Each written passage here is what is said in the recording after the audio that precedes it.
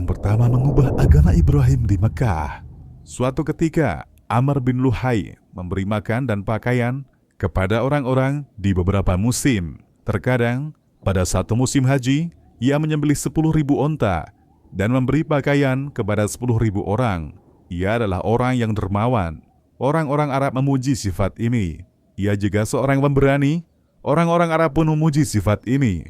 Lantaran inilah ia disukai banyak orang. Mereka senang membuatnya puas dan selalu menuruti apa yang ia perintahkan. Setiap kali ia membuat hal baru untuk orang Arab, pastilah mereka menjadikannya sebagai aturan. Suatu hari, ia pergi dari Mekah ke Syam untuk suatu keperluan. Sedangkan kaum Amalik ketika itu sedang berada di Syam.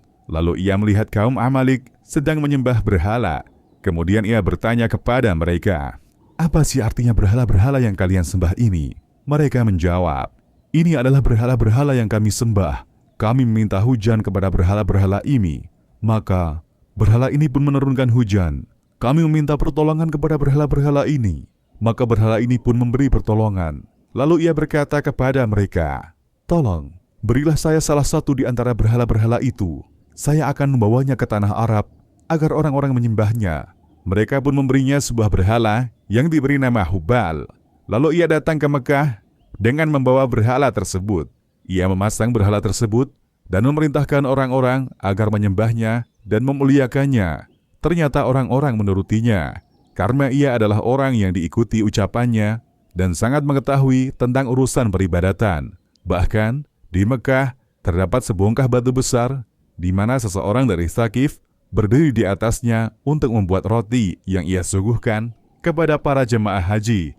Batu tersebut dinamai batu Al-Lata, yaitu batu untuk menembuk halus dan membuat adonan roti.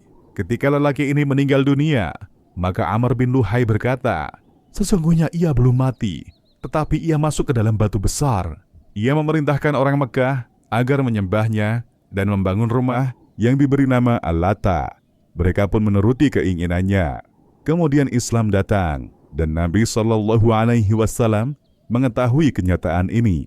Beliau SAW juga mengetahui bahwa Amr bin Luhai adalah orang yang membawa berhala Hubal dari negeri Syam dan dialah yang memerintahkan orang-orang Quraisy hingga mereka membuat rumah Al-Lata. Bahkan beliau mengetahui yang lebih dari itu.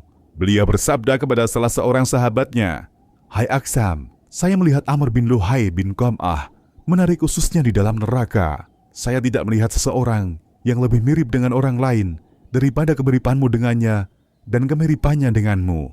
Aksam berkata, "Apakah kemiripanku dengannya memberikan madharat kepadaku, wahai Rasulullah?" Beliau SAW menjawab, "Tidak, sesungguhnya engkau orang mukmin, sedangkan dia orang kafir. Sesungguhnya dia adalah orang yang kali pertama mengubah agama Nabi Ismail alaihi salam.